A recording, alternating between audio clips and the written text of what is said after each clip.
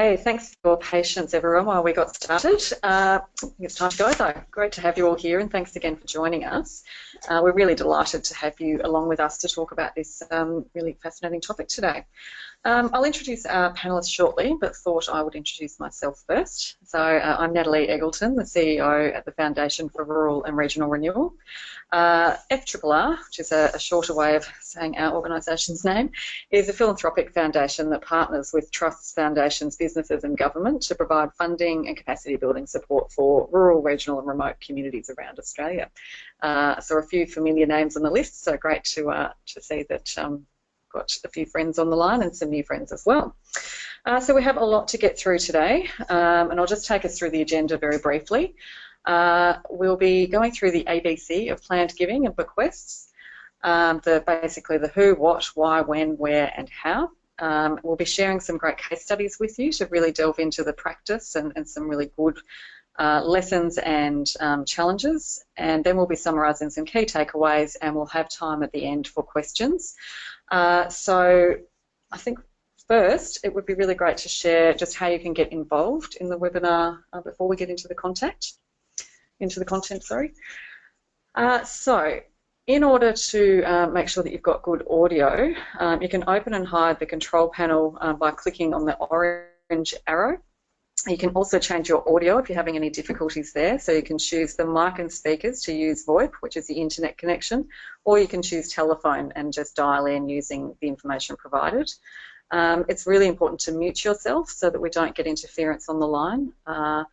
And as we go, if you wanted to submit questions, they can come through at any time, but we will try to save them for towards the end of the webinar so we can get through the content and then come back together for the questions. The presentation is being recorded, so we will be able to share that back to you later for you to share among your networks as well. Okay, so let's meet your presenters today. That is me up on the top right there, Natalie's. Patrick Moriarty, who has a wealth of knowledge in the philanthropic sector. Patrick is the Director of Training and Development at Our Community, which is an organisation dedicated to helping not-for-profit groups. Welcome, Patrick. Good afternoon, everyone. Excellent. And Wendy Brooks, who has Wendy Brooks Consulting. Wendy has an exceptionally broad career spanning law, music, marketing, business development and fundraising. She's worked in the tertiary, education, environment, conservation, arts, health and medical research and social welfare sectors. So welcome, Wendy. Yeah, thank you very much for having me. I'm really looking forward to being part of the workshop. Terrific. So the format for the webinar will be we'll chat for about 25 minutes before we move into the Q&A. As I said, if you have any questions, type them in as we go, and we'll make sure that we try to get to them towards the end. There is also a survey at the end of the webinar, which we would really appreciate you completing for us so we can get your feedback. But on that note, I think it's time to get into it. Okay, so there are many different understandings of what planned giving is and many different formats that takes. Wendy, can you explain to us what planned giving involves? Well, fundamentally, planned giving is really when you decide that you want to make a gift to an organisation or a cause and you defer the giving until after you've died. And the way you do that is by giving instructions in your will so that it's quite clear to everyone after you've died that this is what you want to do. Thank you. Very concise description. So for the rest of this webinar, we will stick with the terminology bequests, knowing that we are talking about that particular part of planned giving, but recognising that it is a very broad field. But today is really about bequests. So that will help us to keep focused, I think. Now, Wendy, we've talked about just some basic what is a bequest. But in that they're a gift after death, it would be great to hear about how bequests are made. Sure.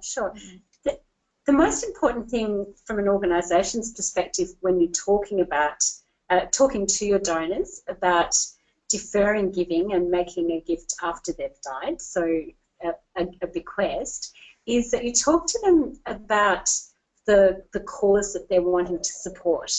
And the way that you engage with the donors in their lifetime is critically important, and the depth of emotional commitment and an intellectual commitment, but mostly an emotional commitment they have to the organisation is really, really important.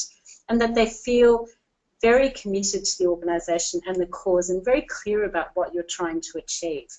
So the way that they can make the gift and the sort of things they need to take into consideration when they're giving instructions for making a bequest, that it is they need to be quite clear about your cause and ask their solicitor to make sure that the gift that they make is directed to the cause and to the purpose of the organisation, and also have a sub-clause that allows the gift to be directed to another organisation with a similar purpose if your organisation ceases to exist at the time of their death. Fabulous. The FRRR has recently received some funds because an organisation has wound down, so I think that's a really good point, that it's people but also organisations that you can consider when you're thinking about bequests and planned giving. Yes. Yeah. It can sound complex, but it can also be simple, and it sounds like ultimately it depends on what the bequester wants to support. Yes, yeah. The cause and the purpose of the gift's really fundamental and really important. Yeah, absolutely. So, Patrick, from your perspective, why would you say then people would leave a bequest? What motivates them? Look, as we've probably already discussed a little bit, probably the key perspective that people want to belong, and they want to see something longer term that has a benefit to their community. So it can be around a connection to a place, to a building, to an organisation that they've had some connection with or benefit from in the past. It could be about a life-changing experience where they've suffered an illness or connected to a cause that they've become aware of. It could be out of family tradition or a commitment, again, to a cause, to an issue, to an organisation or to a community. Could see a longer-term need or an opportunity within their community that they'd like to commit to longer term. And also there's a really important role there to be played for seeing other people demonstrating that this is something that's worth doing, and people then commit to seeing other people doing it, so they do it themselves. Yeah, that's a really good point, and I think ultimately it sounds like it is a very personal reason that will prompt people to give, and then a very individual thing. And it's a good one to highlight that research shows that we're all influenced by the actions of those around us, and so that point that you made there. So, and it really is, it's about community leadership. You're actually contributing back to your community. Yeah. And that's something we feel is very strong. Yeah. Great. So today is about fundraising in rural communities. What does this mean in a rural and regional context? Patrick, I'd like to get your thoughts on that. Yeah, look, I think as we've got here, it's people give with their heads and their hearts. They support people in the places that they feel connected to or with. Locals will support local needs, and if they know you want that kind of support. So a real key success factor is some of that capacity building and communication. So, you know, we often see that larger charities get substantial amounts of funding through bequests and legacies, but there's nothing preventing small community-based organisations in the bush accessing those same sorts of funds. But it really gets down to the capacity of the organisation and whether they're good at maintaining relationships and building those contacts. The fact of their sustainability, are they longer term sustainable?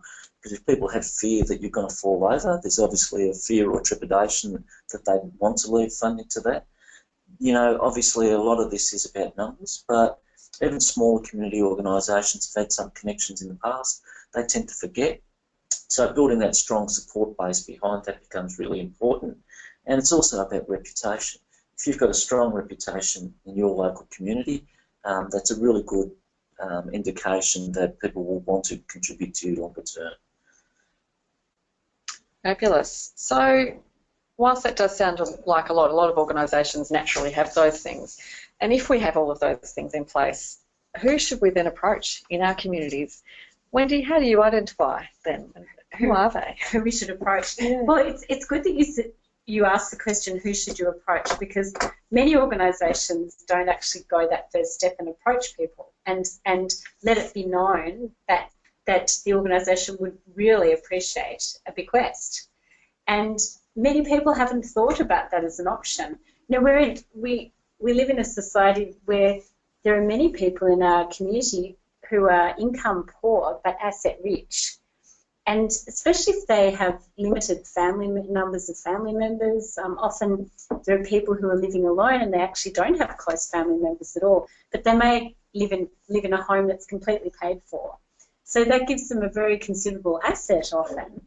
But during their lifetime, they may not be able to contribute financially to the organisation or financially in a very big way. When they die, that could be the time when they make the biggest gift of their life.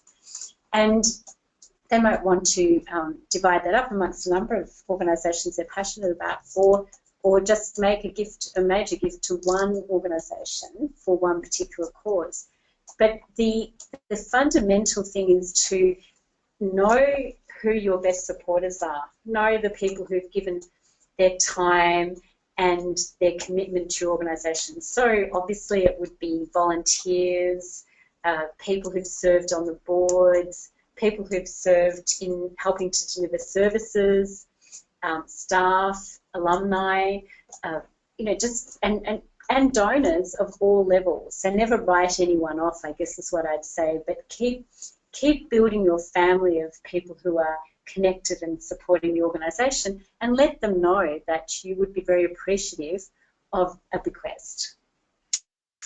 Fabulous, good advice. And so, Patrick, are there things that we should be looking for in identifying the people who are most likely to give? Oh, obviously, Wendy's talked about some of those key issues already, and maybe picking up on one of those points. One of the things that we've seen is some of the largest bequesters to schools, and particularly the private school network, have actually been past teachers who've been long connected with those schools, rather than, in fact, the alumni. So looking not just at who and what, but looking at the frequency of gifts. So the little flag system is a really good indicator. It's not necessarily about the amount that they've given to you in the past, but a lot about the frequency. And that can also be an in-kind gift in terms of the volunteering contribution or sitting on the board or committee. The number of times or the length of time they've been a member, a supporter, or even turning up to church as a matter. Generally 3 years is a minimum. Their age, obviously we're seeing a fairly strong demographic shift, and the ageing population is something I don't think we need to lecture people about. Particularly I'm getting older every day. But there's no stats on that, but we know that that's a huge increase, and that's even probably more relevant in a rural context where we've seen a lot of younger people move out of those communities. So recognising that change is taking place and reacting to that is actually an opportunity for us. The gender, we tend to find that majority of bequests to larger charities are women who've never been married and who, unfortunately for me, outlived their husbands. So they're little indications, but the really critical thing is you actually build up your list so that you've got knowledge of these things occurring, you maintain it, and you invest in that relationship and you build relationships. Absolutely, and the relationship piece has come through a couple of times already in our discussion, and I think it can't be emphasised enough. Just before we move to the next slide, just remind people to keep your questions coming and we'll get through to them. And also, if you are on social media today, we're using the hashtag rural funding if you feel like sharing any of the discussion with your networks. So, Wendy, we know who might give, but what can they give?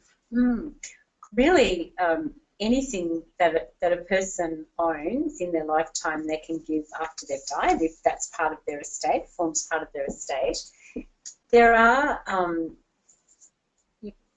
words of warning, I guess, and as a past estate planning lawyer myself, I think it's really important that organisations don't give legal advice to their donors, and that you can get yourself into hot water if you assume that the assets that someone has when they discuss with you their interest in making a bequest are going to be the assets they have when they die. Because a lot can happen between the intention of making a bequest and the time of death. It can be sometimes 10, 20 years.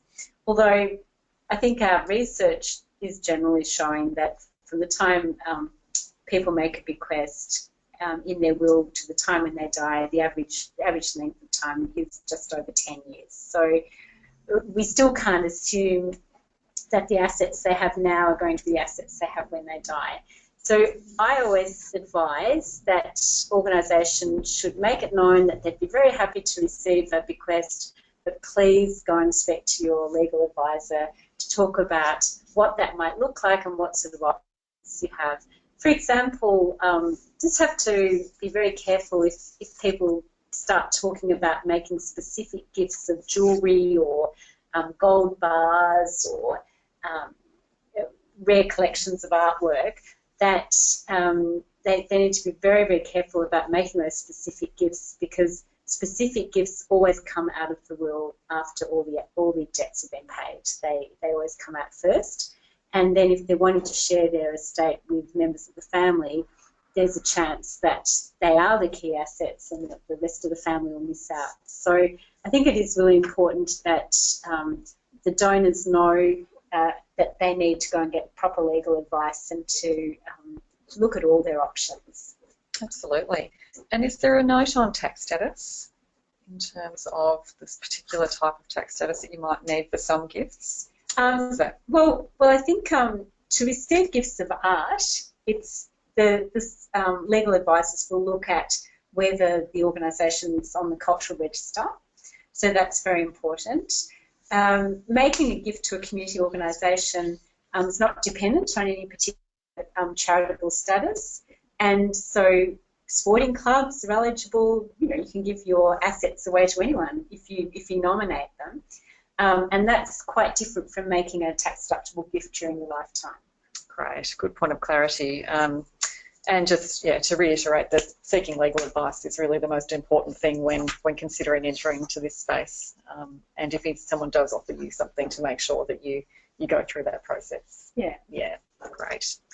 So we're starting to get into a bit more of the actual process of how you set up a bequest program. It's great to know the kinds of things that people can leave, but it's also important too to be clear about what your organisation could use bequested funds to do. They're not necessarily appropriate for everything.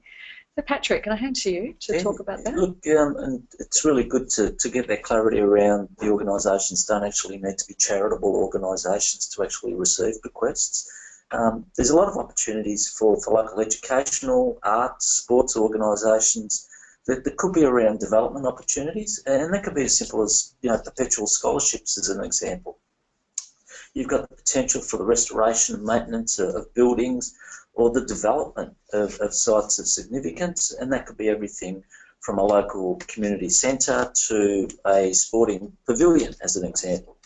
You've got wonderful historical societies out there that can help build and care for collections in local context, and you could have local tourism or economic development type initiatives that really are important to smaller and large-scale rural communities. It doesn't necessarily need to be specific, it could be general, but really thinking about why people would actually leave funds to organisations really is critical in the success of that. Absolutely. Thank you for that insight, Patrick. Now, Wendy, I'd also be interested in your thoughts on that particular point. On what people can support? Yeah, the types of things that bequests can be used for. And that sure. I think, firstly, it is about the cause. So it is about what are the issues that the organisation is trying to address. If you can really encourage people to give to the issues and supporting the issues that or the mission of the organisation, that's to me the most important thing. And if as Patrick suggested, people talk to you about potentially setting up a scholarship and running that for a number of years, then you need to think about making sure that the bequest is going to be of a sufficient size so that the administration of managing that scholarship process could be not onerous for the organisation and managed well. I think sometimes if people are thinking about making a bequest to support a particular scholarship or leadership prize or arts prize, that sort of thing, it might be worth looking at an organisation that can hold those funds and administer them on behalf of the person who's died. So FRRR have a fund where they can set up sub-funds, and the bequest can be made to FRRR for the purpose of an art prize or a scholarship, and then that administration is taken care of by FRRR, and the purpose of the scholarship or the arts prize or whatever it is, distributions, can be conveyed through the will to FRRR, and then FRRR can make sure that the gift is distributed according to the wishes of the person who's died. That is true. Sometimes capacity is a challenge in this space. Yeah, it's worthwhile exploring some options for organisations that might not have that that infrastructure to handle the long-term nature of this type of work. So if you've figured out the what, how do you actually get started? This is where we get into a bit more of the practical aspects of this. Wendy, what do you need to start a bequest program? Well, I think you need a good culture in your organisation of receiving donations, and I think that's fundamental. So you need to have good processes in place where you have a culture of thanking people, of engaging with people and communicating with them regularly, whether they're donating time or money, and no matter what size, so that they will feel confident that when they make a gift in their will, that you've got the processes and systems in place to be able to receive those. So I would start a bequest program by making sure that you've got a really good donor acknowledgement program, donor engagement program for people while they're living. That to me is the most important. And then I would have some very simple communications material. I'm not a great fan of the wording for people's wills, because I think that's way too specific and that starts to go into the realm of giving legal advice. Yep. But I would definitely be encouraging people on their website, on your website, in any of the communications that you have, to make people aware that it is an option to make a bequest, and then also to give people some examples and testimonials of people who've done that in the past, whether it's for your organisation or whether you have never received a bequest, someone who's prepared to be public about their intention to make a bequest. Because ultimately people give because people they admire give. That's a good point. Patrick, do you have anything to add to that? I think Wendy has previously mentioned about making sure that the instructing solicitor actually knows what your intentions are. So contacting local solicitors to let them know.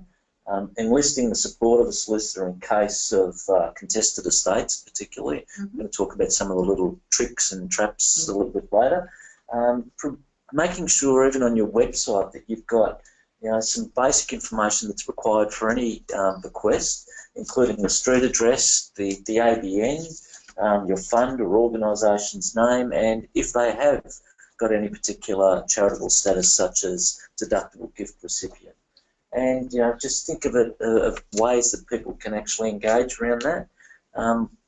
We're tending to see a lot of funds actually leaving smaller rural communities and actually ending up probably not where they would intentionally want them to go to. But when organisations aren't asking, there's a pretty simple way that money's going to leave, and it's going to be leaving town. So we really encourage, particularly in smaller communities, people asking for people to consider about leaving, if it's not necessarily to their organisation, to something else within the community that keeps some of those funds local. Yeah, that's a really excellent point. Yeah. If people don't know that they can give to you, it's not likely to happen. Yes, yeah. Yeah. The next slide is a good summary of how this process works that Wendy will talk us through.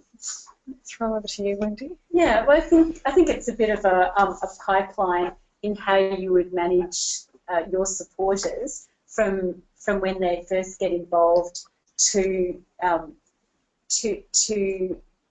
planting the seed for making a bequest and giving them options for how they can get further involved with the organisation, and then confirming their intention to make a bequest. I think it's really important that if you start to talk to a donor who's regularly been giving or involved with your organisation and you plant the seed, it's good to follow up, not immediately and not in a pushy way, of course, but after a period of time and say, you know, we had that chat about possibly leaving a bequest in your will, and just wondering if you'd thought further about that, and what did you think about that idea, and did you know that so-and-so has recently left a bequest and this is what it's been able to achieve for us, and just follow up in a very gentle way.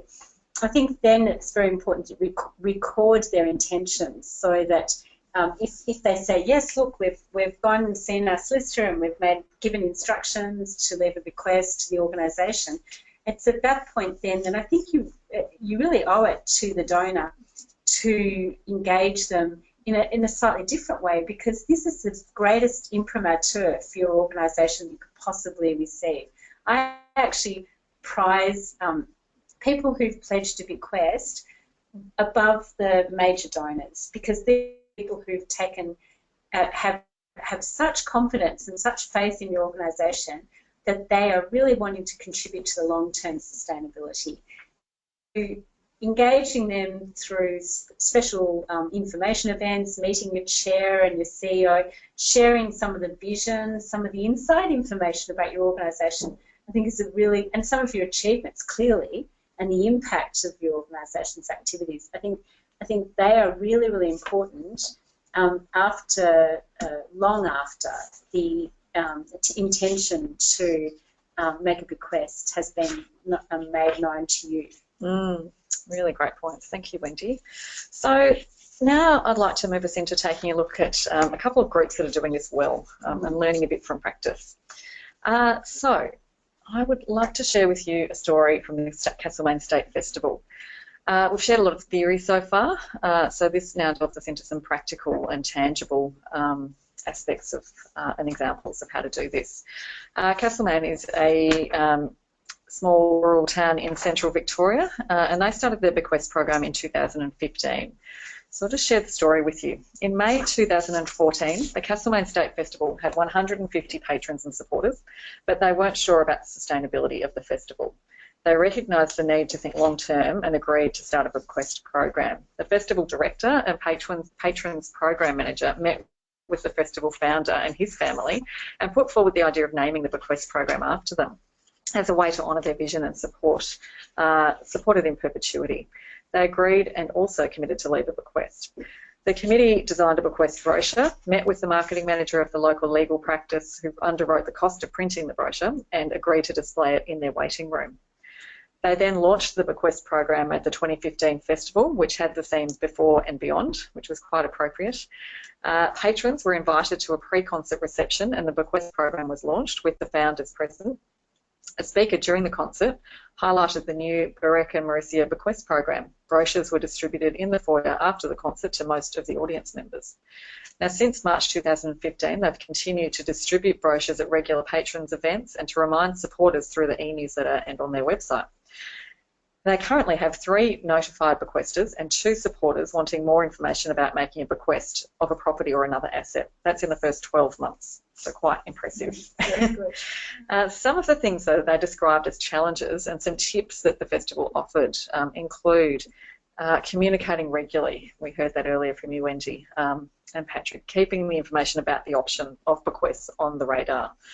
Encouraging bequesters to consider being a notified bequester and have their name appear in the program rather than remain confidential.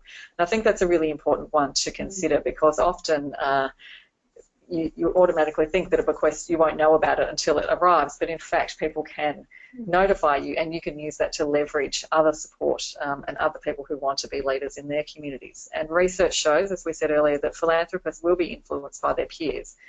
So you'll often see familiar lists of names acknowledged in annual reports and programs for major art organisations, and it's for that reason in part.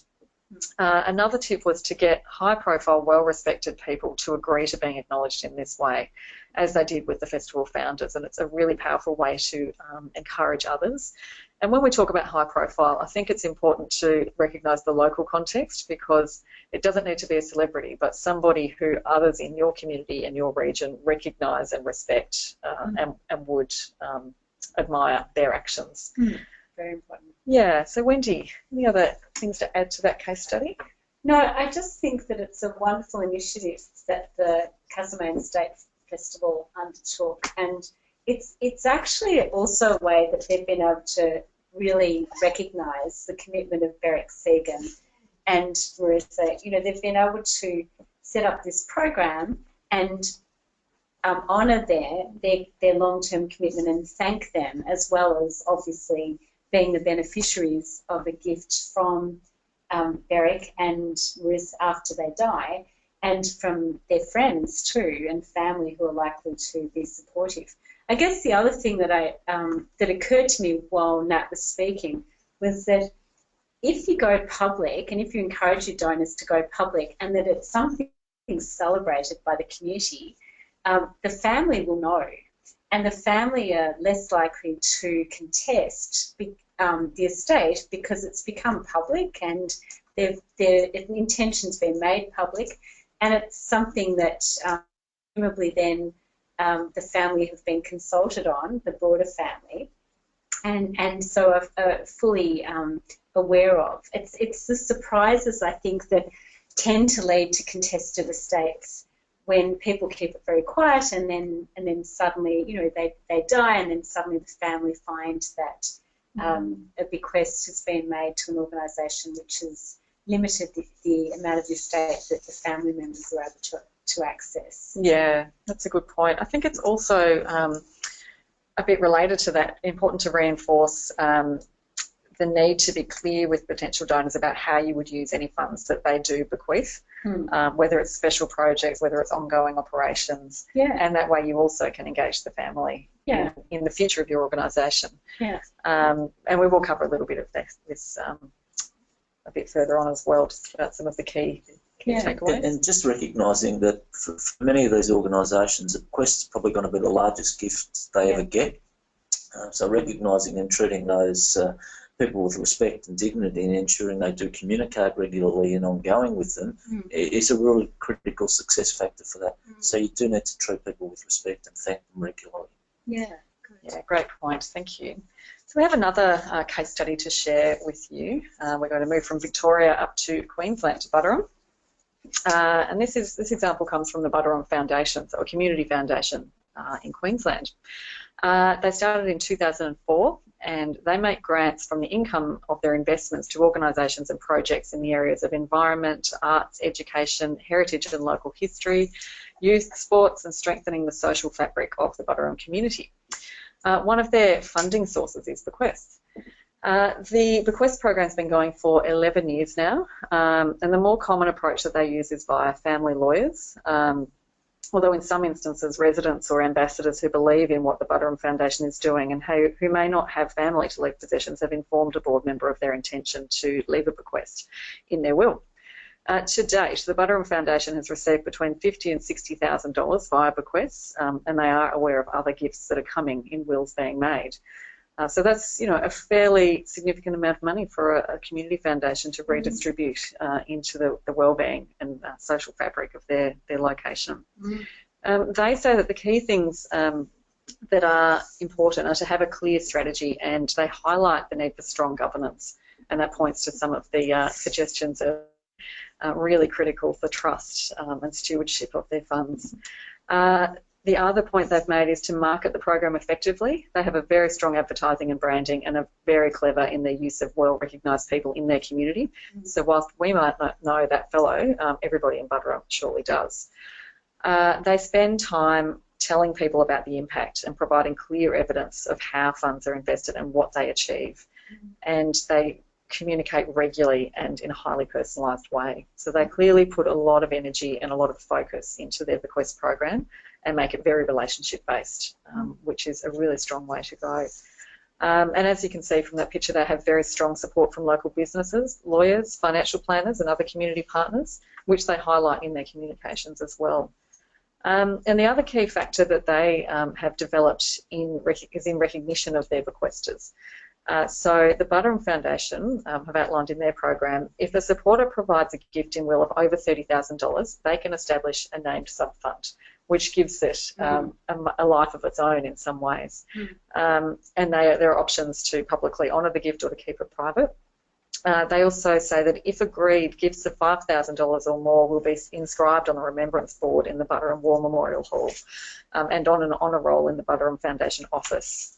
So that's a really nice way of putting somebody's contribution in the public domain as well, and really celebrating that contribution.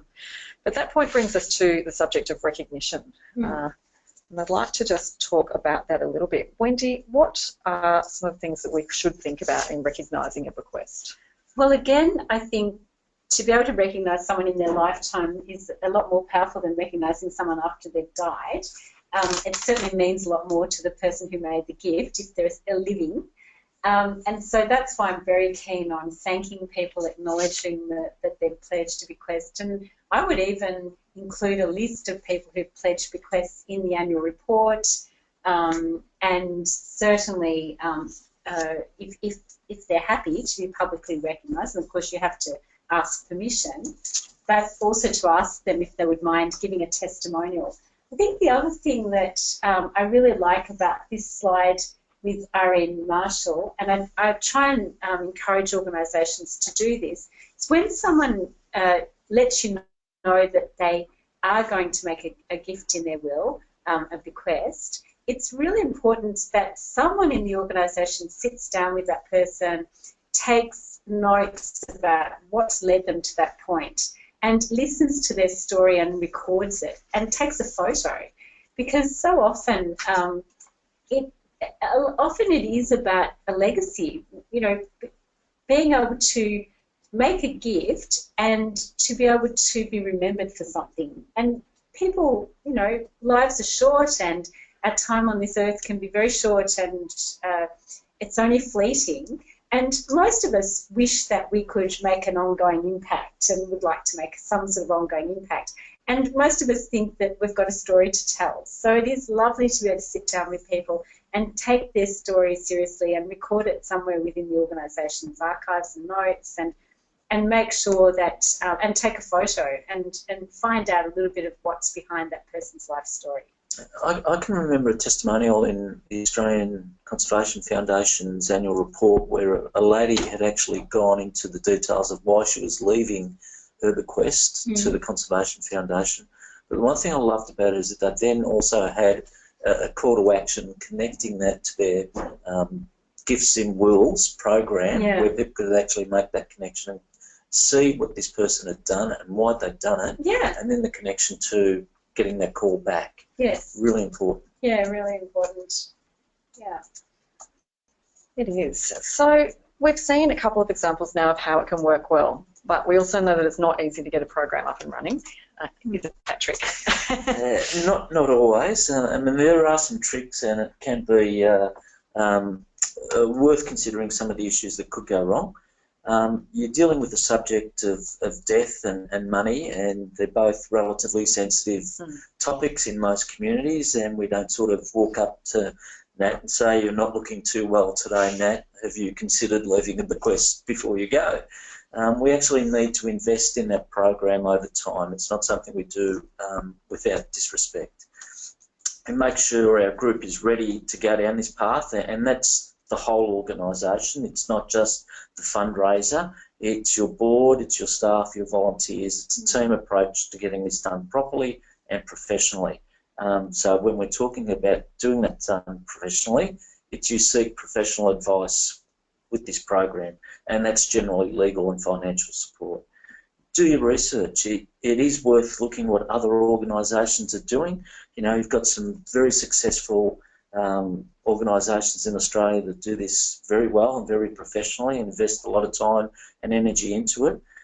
So flattery is a good way of looking at it, but looking at what others do and how they're doing it and what's their successful factors are really important. Get online, see what they're doing, how they handle their program, what they do in terms of recognising supporters is really important. And I suppose if there's one thing I'd say, if you're going to do it, invest in it, and that's investment in time, money and resources, and making sure you do it properly. I've got a slight curly one for you, Patrick, that I'm going to throw in from the audience. Have you got any horror stories about how not to ask for a bequest? Or Wendy, for that matter. I was thinking about this last night, and going back a number of years ago, West Coast Eagles, when they first started to look at bequests, actually targeted the wrong end of the age spectrum on their list.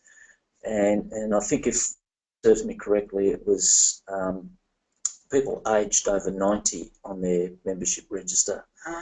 And that was seen as being a very predatory practice, and it ended up on the front page of the West Australian, where one of their older members actually said, you know, the only reason they've written me this letter is to get my money. I think it's disgraceful and disgusting. And obviously that had a major impact initially. So when we talked before around the best time to be discussing this and the age groups we're looking at, we're basically talking the 55, 65 sort of age group, when people are more naturally looking at writing wills and bequests. So don't target the wrong end of the spectrum. Very good point. Yeah, I guess for me, I think you've got to see it as part of the donation program overall and the engagement program. And a bequest and a will is another way you can make a gift. You've just got to see it like that, rather than just going all out, right, we've got a donation program, now we just have to go all out and set up this whole separate enterprise around bequests. See it as completely integrated. It's all part of the same thing. It's just that here people are deferring their gift to after they've died rather than giving it in their lifetime. But if you bring all the practices in and the good practices into play during the person's lifetime, and you properly thank them and acknowledge them and engage them, then making a bequest is just one of many options of how they can contribute to the organisation. I think that's the best way to go.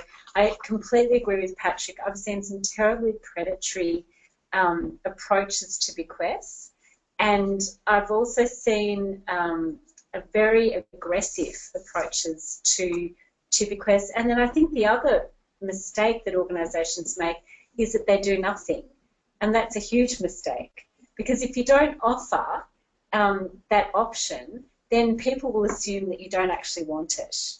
And so I think you do need to offer people options, but you don't.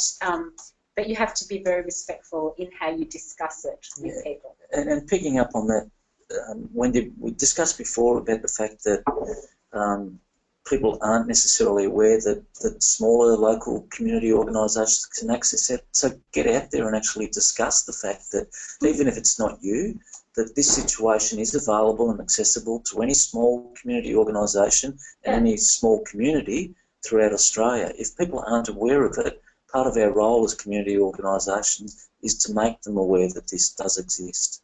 Yeah, absolutely. And that talks to the point earlier about money leaving towns, and it's a real opportunity for, if people know that they can have a legacy of keeping things going in their town, then this is a really great way. But I love the point about it being part of your overall picture of how you raise funds and generate donations for your group.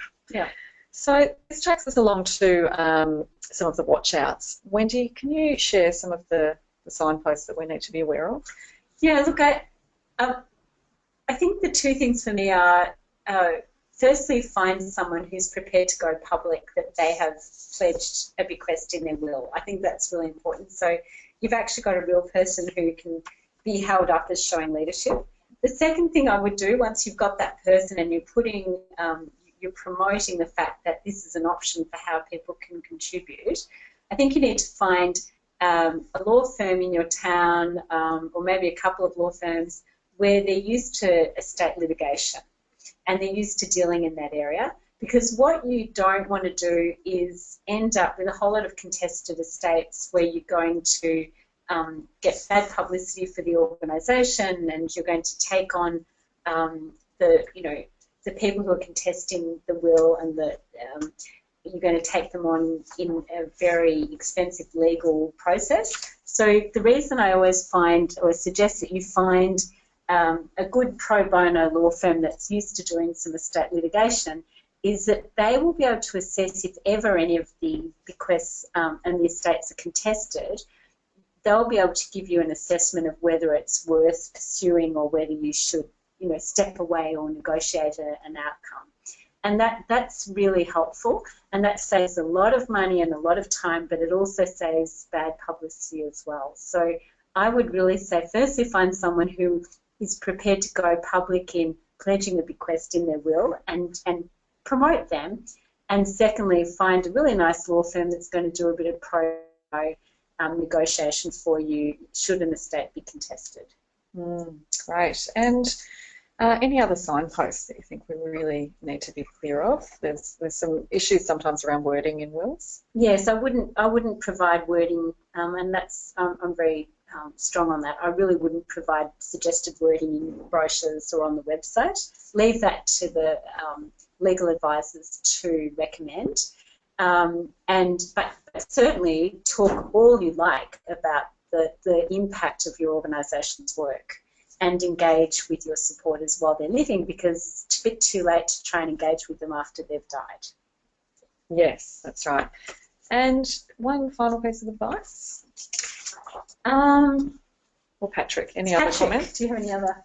Well, I think there's obviously a lag between the time that someone asks for funding and when they can actually give it to you. So recognising that there's a lag of approximately 5 years between someone actually thinking about a bequest and them actually doing it and then passing away. So be really clear about that and be successful in terms of all your communication. Have a clear vision demonstrating significant progress towards what their stated goals are. Illustrating the need for the charity, and that's really important. It's not necessarily just what you want the funding for, but really demonstrating clearly why it's needed is really important, and its importance to not just your own organisation, but to the community in general. And maybe think about how you could best reassure some of the community about what they're actually contributing to, and just really being sensible about your approaches. Yeah, and we had a question from Cass. Thank you, Cass. Your question about how do we convince senior management that investing in bequest programs that's a good idea when the income can take years to generate. So, Cass, I think what I would say is that if you think about the bequest program as part of your donor program anyway and your engagement program, then you're really not having to convince management too hard. You're just saying that this is another option for donors. So the thing that you're going to have to convince management about is investing in the engagement with donors. And a lot of senior management are not really that convinced that there should be an investment in time and effort to engage with and build relationships with donors living, let alone sending a message that they should consider a gift in their will. So that, I think, is the key message. And, some really simple rules around communicating regularly, thanking. I always have a rule of thanking at least 7 times between one gift and the next, no matter how big the gift is. Every time you communicate with the donor, starting with, thank you so much for your support, we thought you'd like to know blah, blah, blah, or welcoming them and introducing them to senior people in the organisation and so on. But the other thing I just want to say is that the bequests are likely to be really, really significant in income for organisations, and it's going throughout Australia, and big and small. I think when there's a chance with a bequest that it could completely dominate the fundraising and the total fundraising that's generated from an organisation, and could be huge and have a huge impact. And because of that, I think organisations need to be ready for a sizable bequest coming in of, maybe hundreds of thousands, maybe millions of dollars, and think about perhaps setting up an endowment fund or a fund where they can set that money aside for long-term sustainability and only spend the interest earned on that investment rather than spend the whole thing. Great, thanks Wendy and Patrick. We've covered a lot today, but I think these here are the key takeaways. Skilled and resourced, they work for rural communities, but you've got to be prepared. It's really important to plant the seed in the community. Use the flag system that Patrick talked us through. Tread carefully. It is sensitive territory. Communication is critical. Make sure you draw on your local partners and work with the right organisations, and recognise the donors wherever you can if they wish to be recognised. Now, we have also put together some additional resources and slides which are available to you. This slide shows you a number of links that you can hopefully find some useful information on. And there are also some steps that have been developed by Wendy and today's presentation that you can download from the panel on the right as well. However, now it's time for questions.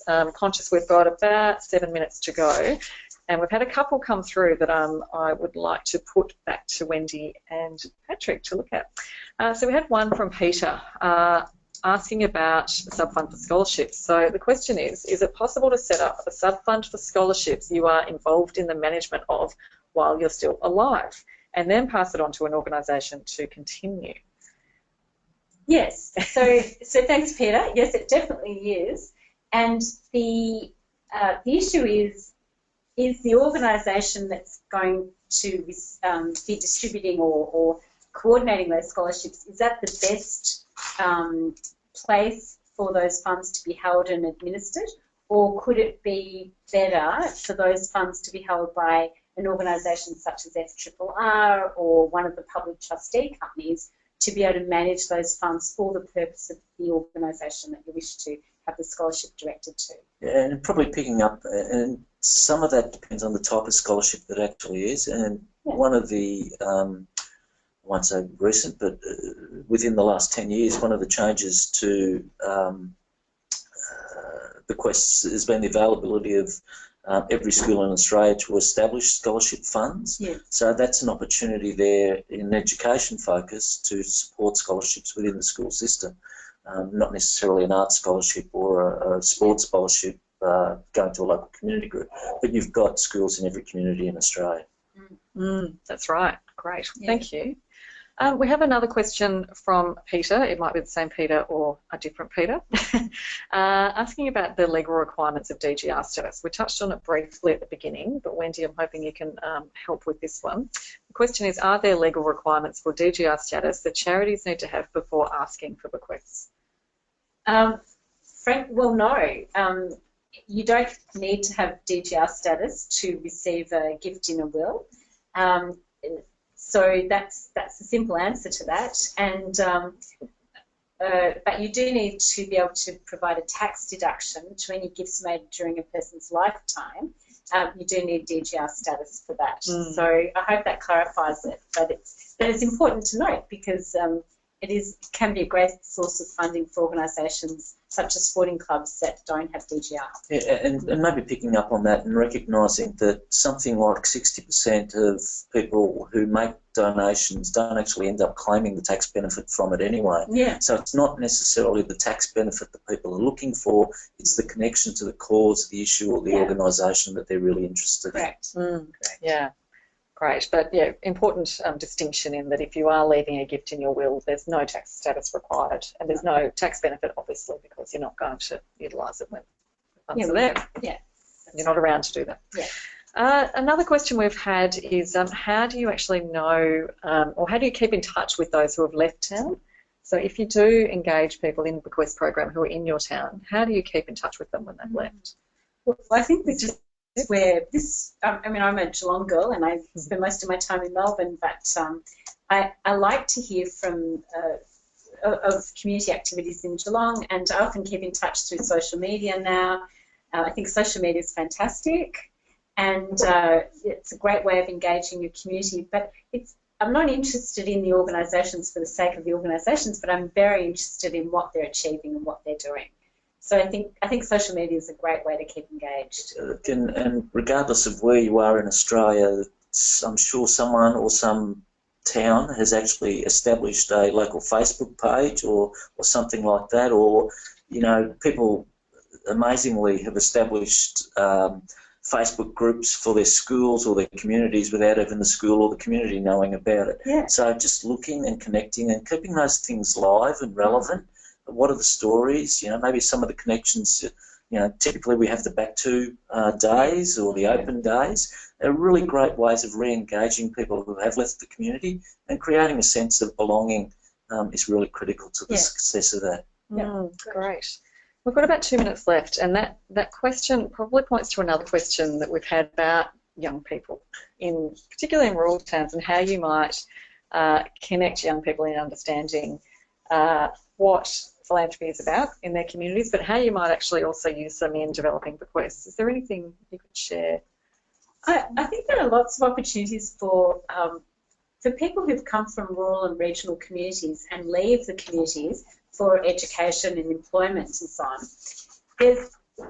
You should never, you should always think about the opportunities of inviting people back to speak about their experiences, to serve on boards. Just because your town might be 2 hours from Melbourne doesn't mean that people won't drive to a board meeting.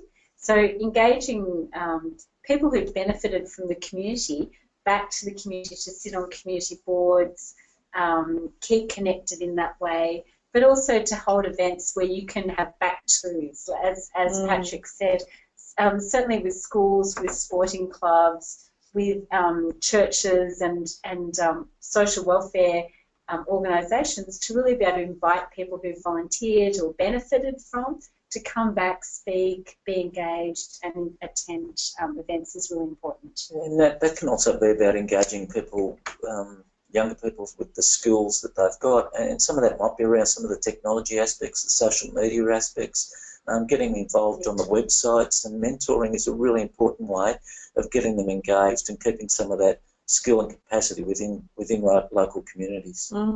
Terrific. Okay, well, I think that's all of our questions. I would just like to highlight before we wrap up that we have another 2 webinars coming up. So here's a placeholder for the next one, which is on Sponsorship 101. That's coming up on the 27th of July at 1 p.m. And the focus will be on rural communities and how you actually prepare your business case for developing sponsorship relationships. Wendy and Patrick will be joining us again, so we're very much looking forward to that conversation, and I hope that we have all of you on the line again. And just before we wrap up, if I could remind you that there is a survey, and feedback will help to make us do the next one even better. So we really do value your feedback and suggestions, and have appreciated the questions that you've sent through, and really hope that it's been valuable for you. So until next time.